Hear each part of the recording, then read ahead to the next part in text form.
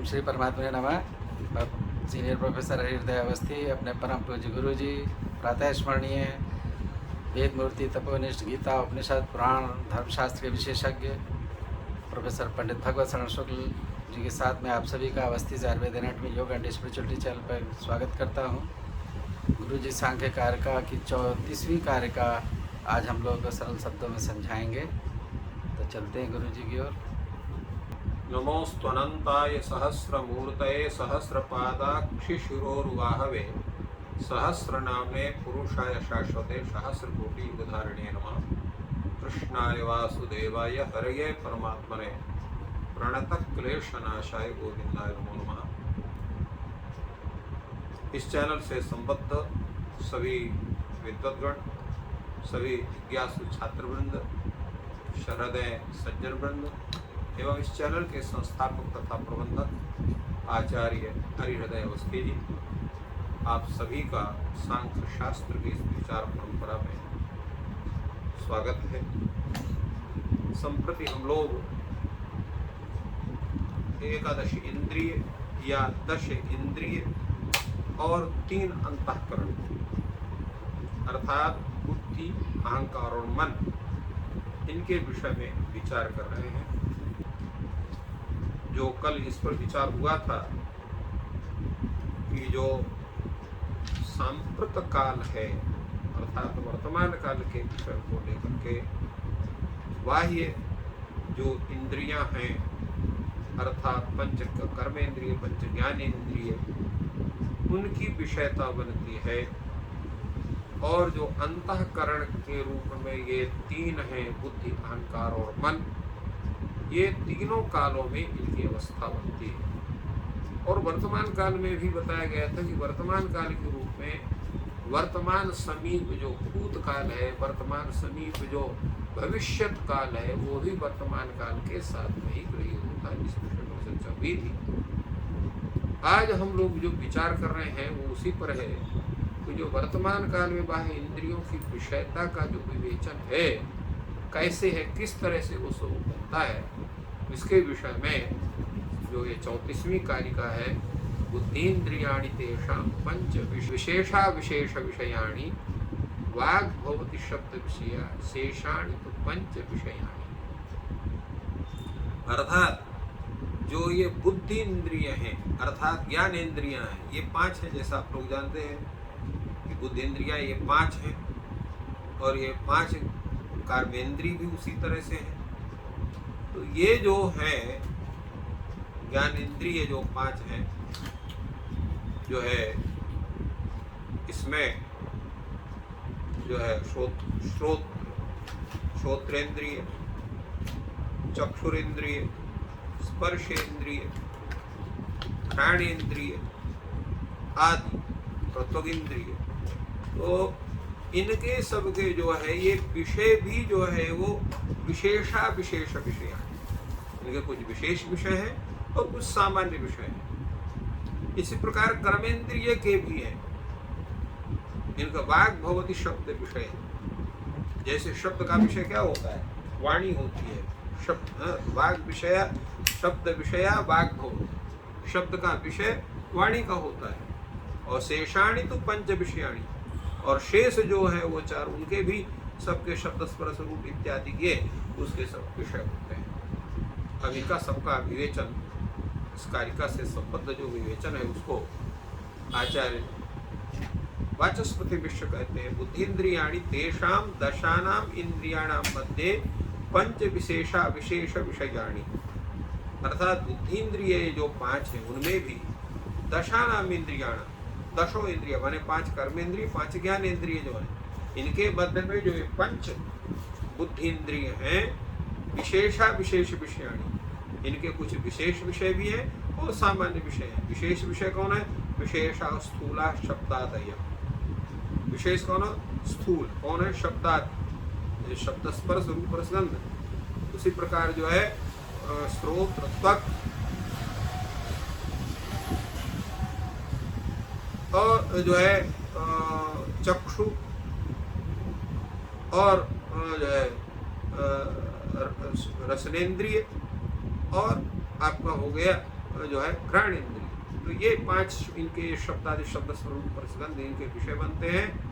ये कैसे हैं? ये शांत घोर रूपा, शांत घोर मूढ़ रूपा, 3 उनके शांत स्वरूप भी है, घोर स्वरूप भी है और मूढ़ स्वरूप भी है। ऐसे कौन है? पृथिव्यादि रूपा है। पृथिव्यादि माने जो है पृथिव्यादि रूप, पृथ्वी जल तेज वायु रूप ही है। ये तो विशेष हो गए। अविशेषा तन्मात्राणि सूक्ष्म शब्दादया, और अविशेष कौन है? तन्मात्रा है, शब्द स्पर्श रूप रसगंध। तो ये क्या है? ये अविशेष सामान्य रूप से है शब्दादि।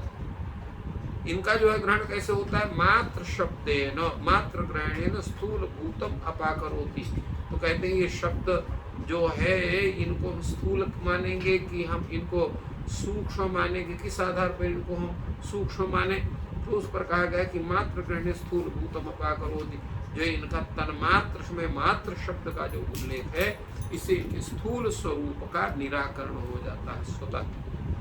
तात्पर्य है कि विशेष स्थूल रूप शब्दादि जो है वो शांत घोर रूप पृथ्व्यादि रूप अर्थात पृथ्वी जल तेज वायु आकाश, ये इंद्रियों के विषय बनते हैं। और अविशेष जो है तन्मात्रा सूक्ष्म शब्दादि बनते शब्द स्वरूप रसगंध के रूप में, और इनका मात्र ग्रहण से इनका स्थूल स्वरूप का निराकरण स्वतः हो जाता है।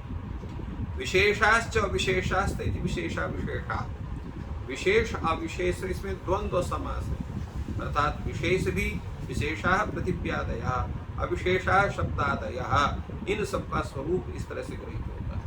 त एव विषया येषां, तो ये शब्द स्पर्श रूप रसगंध सूक्ष्म रूप में, और पृथ्वी जल तेज वायु आकाश ये जो है स्थूल रूप में जिनके विषय बनते हैं, ऐसे ये बुद्धिन्द्रियाणि तानि तथोक्तानि, ये बुद्धिन्द्रिय जो है अर्थात ज्ञानेन्द्रिय जो ये 5 हैं, तो ये तथोक्तानि ये इनके स्वरूप को, इनके विषयों को, इनके जो है इनका विवेचन हुआ।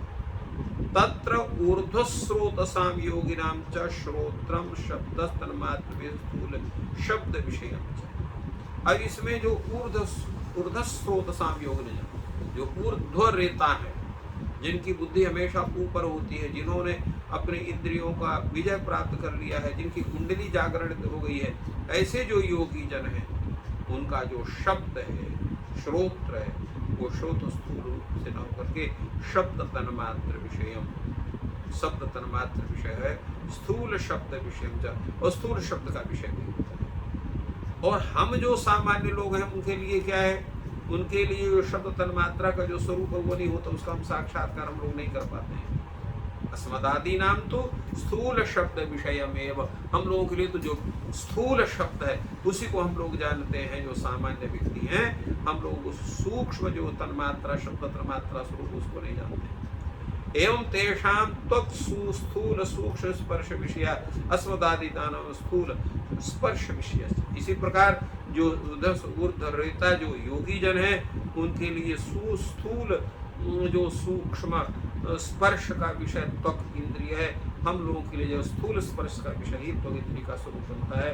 इस प्रकार चक्षुरेंद्रिय है, रसनेन्द्रिय है, घ्राणेन्द्रिय है, श्रोत्रेंद्रिय है, उनका भी सबका स्वरूप इसी तरह से बनता है। तेषाम अस्मदादि रूपादि स्थूल सूक्ष्म स्फेरेषु द्रष्टव्या। तो ये सभी जितने इंद्रियों के विषय हैं वो जो योगी जन है उनके लिए जो है सूक्ष्म जो स्वरूप है वो भी उनके लिए बनता है, स्थूल भी बनता है। हम जैसे जो सामान्य व्यक्ति हैं जिन्होंने योग के विषय में जिनको ज्ञान जानकारी नहीं, योग का मतलब है कि जिन्होंने योग से कुंडली आदि जागरण करके जिनको सभी जितनी स्थितियाँ हैं सब प्राप्त हो चुकी हैं, जिन्होंने ब्रह्म का साक्षात्कार योग विद्या से कर लिया है, उनके लिए कहा जाता है। केवल आसन प्राणायाम करने वालों के लिए स्वरूप नहीं है। एवं चक्षुरादयो पितेषाम् अस्मदादीनां च रूपादिषु सूक्ष्म स्थूलेषु द्रष्टव्या।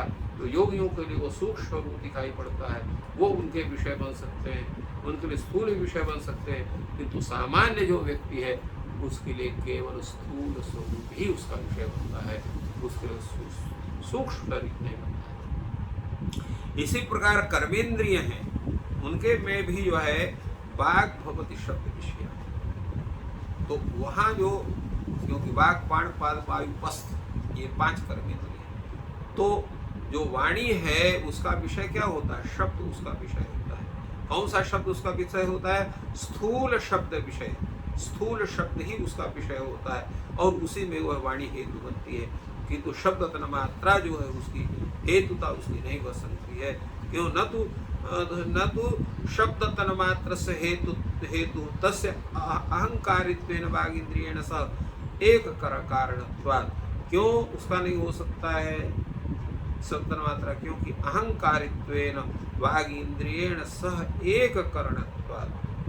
क्योंकि उसका कारण की शब्द तन मात्रा जो है वो वाक्य के कारणभूत अहंकार से उत्पन्न होता है। तो अहंकार से उत्पन्न होने के कारण जो है, क्योंकि जब दो वस्तुएं एक ही कारण के कार्य हो तो परस्पर कार्य कारण भाव में नहीं होता है। तो इस कारण से यहाँ पर वागींद्रिय का सह एक कारण बनती है। किंतु शेष जो चार हैं, पाणिपाद वायु पस्थ, ये जो हैं इनके जो 5 विषय हैं वो पाण्य आदि का वो आहार्य है और घटादि उनके बनते हैं। अर्थात उनके जो कारण बनेंगे, उनके जो स्वरूप बनेंगे, जैसे जो है वायु है तो वायु उसका मल त्याग उससे होता है। इसी तरह से जो उपस्थ है उससे जो है मूत्र त्याग होता है और जो हाथ है उनसे अन्य कार्य होते हैं, जितने भी आहरण आदि कार्य हैं। पैर इत्यादि जो चलन इत्यादि करते हैं, चारों इंद्रियां शब्द स्पर्श इत्यादि 5 के विषयों में प्रवृत्ति होती हैं। क्यों कि पर जो ये हाथ आदि हैं इनके विषयभूत घट पट ये पंच शब्दात्मक तत्व सभी बनते हैं। तो इस प्रकार इन जो है 5 ज्ञानेंद्रियों के, 5 कर्मेंद्रियों के जो इनके विषय होते हैं स्थूल रूप में या सूक्ष्म रूप में, उनका बड़े ही सुंदर स्वरूप में आचार्य वाचस्पति मिश्र ने इस कार्यक्रम के व्याख्यान में उन सभी बातों को स्पष्ट किया। इस प्रकार गुरु जी ने जो 5 कर्मेंद्रिय हैं और 5 ज्ञानेंद्रिय हैं उनका महाभूत और तन्मात्राओं से संबंध सरल शब्दों में समझाया। आज आपका दिन शुभ हो, ईश्वर आपकी सहायता करें।